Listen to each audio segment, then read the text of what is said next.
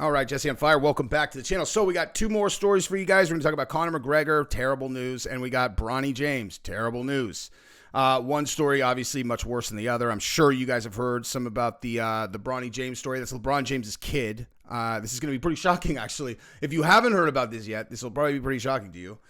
And we'll talk about that in a respectful and well-measured way. And then I also am going to show you guys another just terrible story about Conor McGregor. As a fan of the UFC and a fan of Conor McGregor, just another bad story, very bad sign.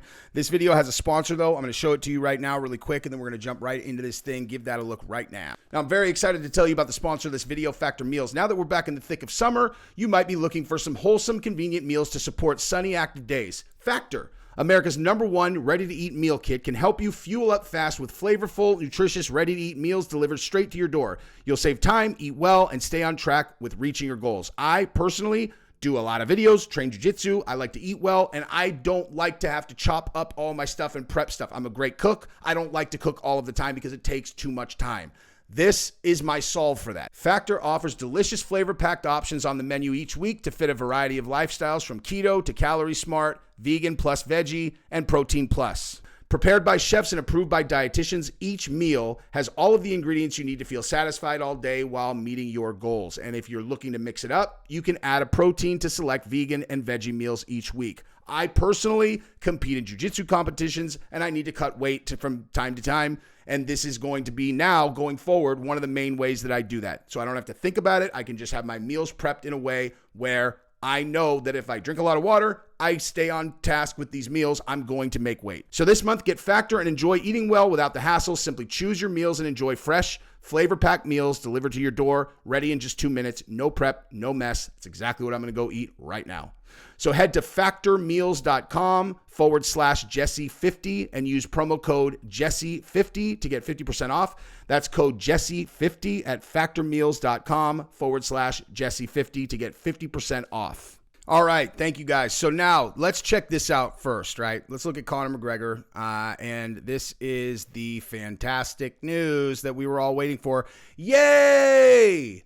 I was so excited to see Conor fight in 2023. I clearly got this wrong. I'll tell you exactly. Well, I don't know if you guys saw that video, but I predicted that this fight was probably done based on an interview that Laura Sanko did with John Kavanagh, and to me, it appeared like this fight was probably done behind the scenes, but not, apparently. So, yeah. But there is actually a glimmer of hope in this article that I will share with you guys. But bottom line, Conor McGregor comeback update, UFC return, moving back to 2024. Cool. So he's not fighting in 2023. Okay, so when this first started, when he got booked for Ultimate Fighter, that was really exciting because obviously anyone who does Ultimate Fighter, that is the precursor for a fight against, between the two coaches and him and Michael Chandler. Great fight. Great fight. Obviously, everyone wants to see it. And now, the original comeback date was supposed to be in like August. Or I actually think I remember Conor saying June. I remember Conor saying June at some point. And then maybe, August, September at the latest. And clearly that is not happening. And then it was like, all right, well, we are going to do it in 2023. And then it was like, all right, maybe they're targeting, November. And then it was like, worst case December. It's like, all right, rock and roll. And then you have John Kavanagh goes on Laura Sanko's thing, and he, references an NDA, a non-disclosure agreement that he can't violate, but she's never been more confident this fight's going to happen. And so it's like, oh, all right, this fight must be it. This fight must be done. That's what I said. But no, not so much. And as of today, Audi Attar said it is not happening in 2023. So I want to go through this, though, because there is a potential big part of this story towards the end of this video, or the end of this article, where it's like, oh, okay, if that's what they're doing, then I'm in. But at this point, you know what I mean? At this point, can you have any confidence that this is actually going to happen? Like, they could literally be like, Conor McGregor is going to fight Khabib Nurmagomedov, but the bout's not signed yet, but that's what they're doing. And you're like, sure. You know what I mean? I'm not even talking about it as a commentator either, that like, I make much more money when Conor's in the mix. I'm talking about as a fan, dude. Like, I love when Conor's fighting, just like everybody else. I mean, dude, whatever I title this video, the fact that Conor is in it is going to get more views because everybody is interested in what Conor's doing. He is a fascinating figure. He's the most compelling guy in the entire sport. He hasn't even fought in 3 years, and everybody is dying to watch him fight again. Like, that doesn't happen, Like it happened with John Jones. He was out for a couple years and everyone was really excited to see him fight. But not like Conor, dude. You know what I mean? Like it's just different. And I don't know. This is just really frustrating. So anyway, Dubliner's manager saying comeback to 2024 is now likely. In 2024 is now likely. It has no date. The Chandler fight has no date. He's been out of action since 2021. Hasn't won a UFC bout since the beginning of 2020, and that was the Cowboy fight. Before that, it was 2017 or something like that. I don't know, man. Like it's. I mean, not that he's like fought a bunch of times, but I mean, like it is what it is. And then speaking to MMA Junkie, he said Conor was one of the most tested athletes when he was competing. And now we're going to go about things the right way. So maybe what this is about is USADA, As a matter of fact, I would almost say high probability that's what's going on here, because why would he be bringing up testing, So he said, we're in active discussions with the UFC. We've spoken to USADA, and we're going to do things the right way. That's all I'm going to say about that. The thing about Conor McGregor is people will speculate, stories will run wild that are 9 times out of 10 very inaccurate and false. So that's all I'm going to say. I don't doubt that at all. That that's true. But certainly he's looking for a comeback in 2024. Okay, well that's like that gives us a window of like 16 months, and he's been out for 3 years. It's like, geez, man. But here's the ray of hope. McGregor had previously said on social media that he was targeting a December date for his return, but a UFC 300 bout may make more sense in April of 2024. I mean, listen, dude. I'm not going to pretend that wouldn't be unbelievable. Can you imagine UFC 300 and Conor's on the card? Like, give me that. You know what I mean? Give me that fight, if so. But I'm not holding my breath, dude. You'd be a fool if you were at this point. And, the reason why I did these two stories together, candidly, is because I I can only put up so many videos in a day and have YouTube show them to people, right? It's like the YouTube algorithm basically goes, oh, this guy uploads this many times per day. And like, if I started consistently uploading 5 times a day and everybody was watching all 5 of my videos, then they would suggest my 4th and 5th video. But for me, YouTube has decided that I upload 2 times a day at max. And that's the maximum amount of videos they're going to show to people. So if I do 3 videos, then they very rarely show anyone my 3rd video. So that's why I try to do multiple topics in each video. The reason I put these two together, Bronny and Conor, is because I saw people speculating that the reason why Bronny had a heart attack, much less likely than the very obvious reason that he may have had it, was that he was doing a Len bias and it was because he did blow. And I'm like, guys, right? And I think that it's certainly fair to say that there is a high probability that blow played a part, at least somewhere in there, in why Conor is not competing in 2023, because he could have just stopped partying at any point, focused on training, gotten back into the USADA testing pool, and that could have been that. I am speculating on that, though. Who knows? I don't know what he was taking when he was making his leg heal, which was obviously his number 1 priority, and I have no idea how long that was going to stay in his system. It's possible that he just keeps on getting tested, and this stuff is not out of his system yet, so he can't get back into the USADA testing pool. I have no idea.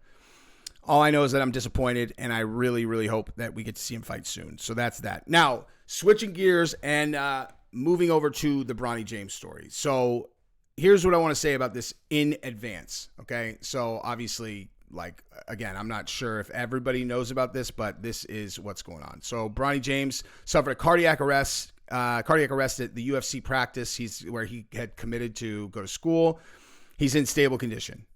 Okay, so I am very well aware that there are a lot of people who watch my channel who are itching to see me jump on what people probably think that this is a result of.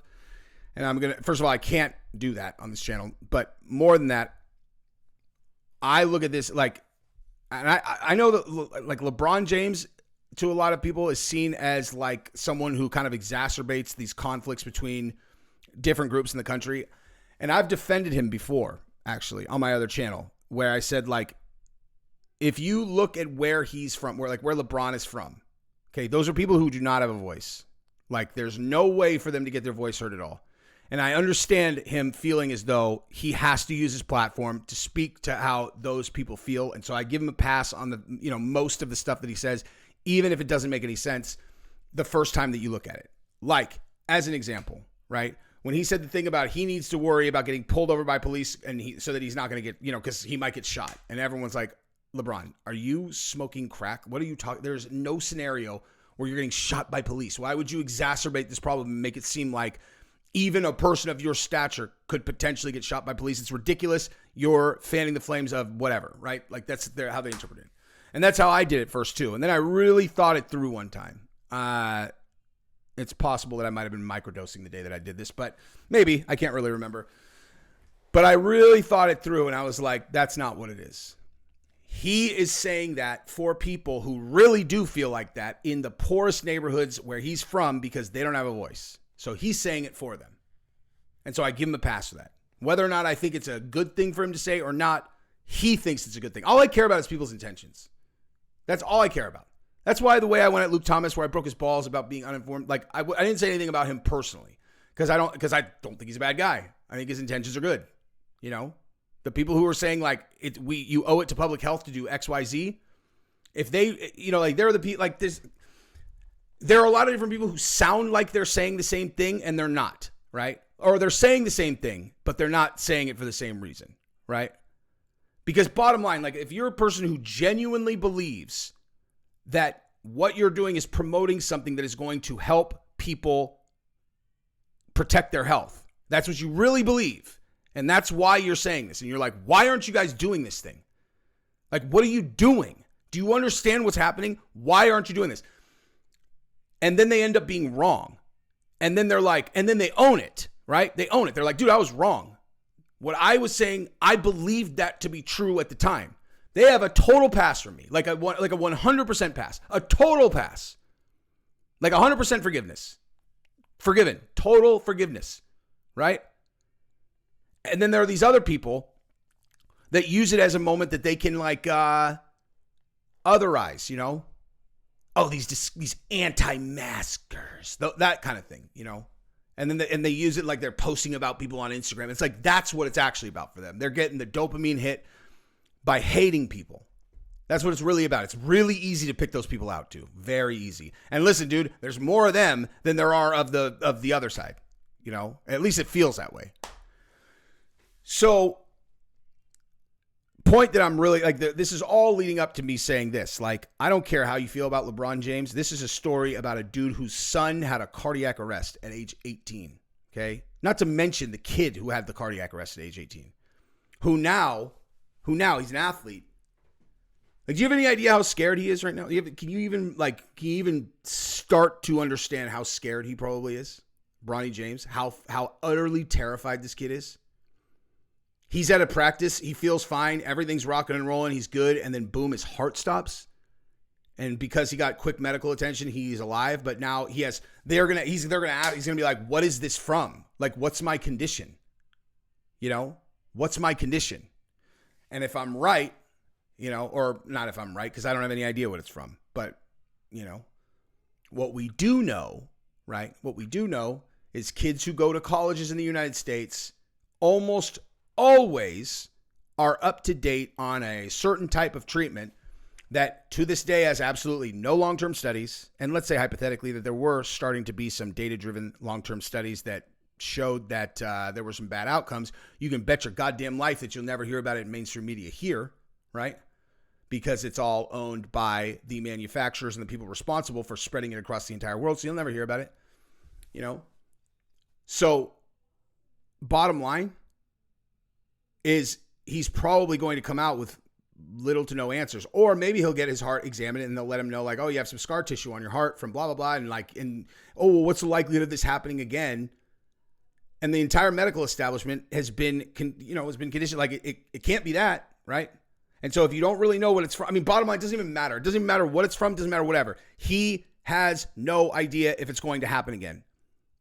He's 18 years old, dude. And now his mortality is just right in front of his face, which is why this kind of thing it's like just another reason that this whole thing makes you want to smash my face through a table. And think about LeBron, how scared he is. It's his son, dude. His 18-year-old son, who he's about to go, like he's going to get to the NBA in a couple of years. LeBron's going to wait around for him. He's going to be on the same team as his son. Like,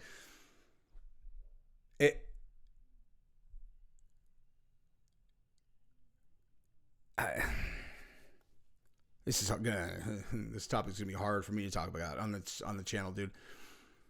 I'm really curious I'm very curious what people kind of new to this information, how they're going to interpret this story, because this is one of those ones that I imagine was very out there for people who were on the other side of not paying attention. Like all the stories about, did you see how many people in FIFA?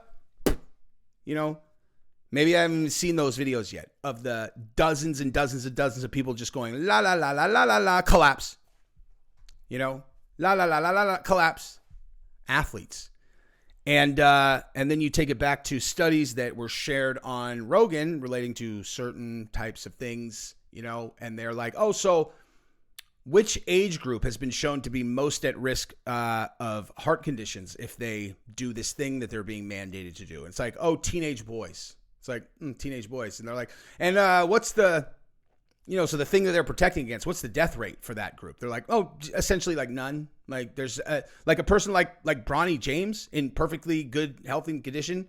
He has literally no risk at all of that thing. And they're going to make him get the preventative thing also though. Like he has to get it. Oh yeah, he has to get it. So he has no risk whatsoever from the actual thing. No, none, but they're going to make him get that thing. Yeah, they're going to make him get it. Cool. And then so who's held responsible for that? Hypothetically, if that was the cause, and then and he just actually had a cardiac arrest, like who's held responsible for that? Oh, no one is held responsible for that. No one. It's just just a weird fluky thing, man. Yeah. No. We're not going to look into who supported these things and hold anyone accountable for one of the most egregious things that's ever been done in American history. You want to give that to babies? You want to give it to babies?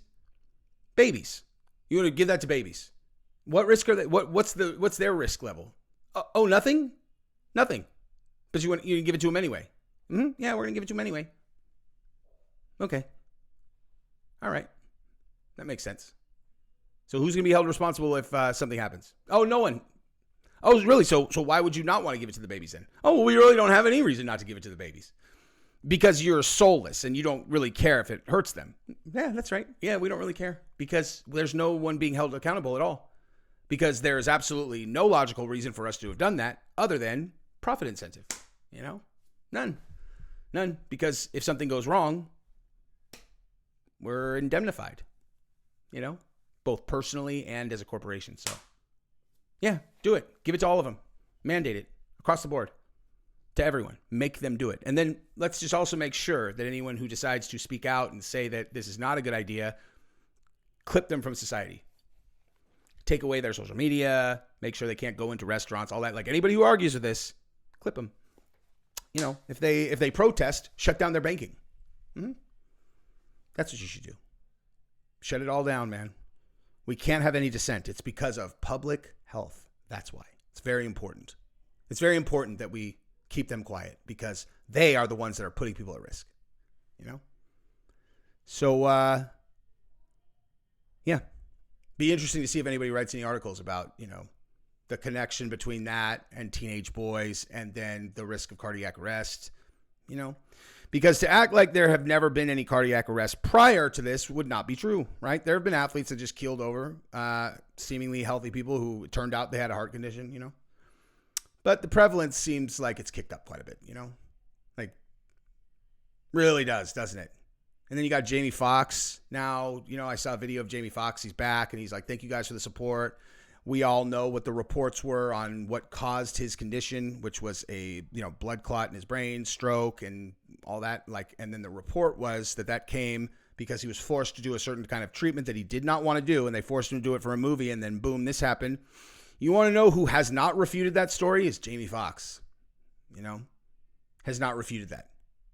Has not refuted that at all. As a matter of fact, the only statement that was made about that was made by a rep where that story came out that it was caused by that.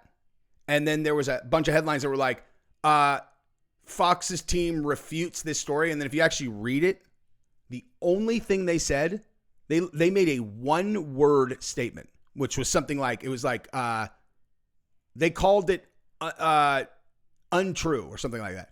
It was a one-word statement, and all it was just enough so that they could headline all over the place.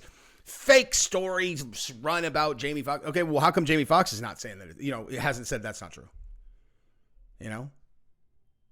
Because I have a feeling he's probably not going to, since supposedly that's the source of where that came from, was someone in his inner circle. But anyway, so I don't know, though. What do I know? What do I know?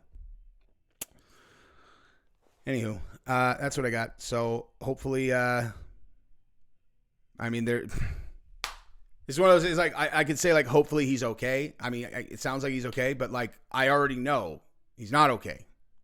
He's not okay. Like, just for the record, like, Bronny James, he's not okay, dude. Okay? Like, he's not okay. There's no happy ending here, dude.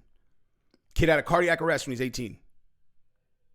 He's, like, he might be able to play. He might be able to whatever. But he's going to live with a paralyzing fear of immediate death forever now. And so is his dad, you know, having to think about that. Like, his kid, he had a cardiac arrest. His heart stopped. So hopefully he ends up okay, like, and this never happens again. Anyway, I've probably talked enough about this. Love you guys.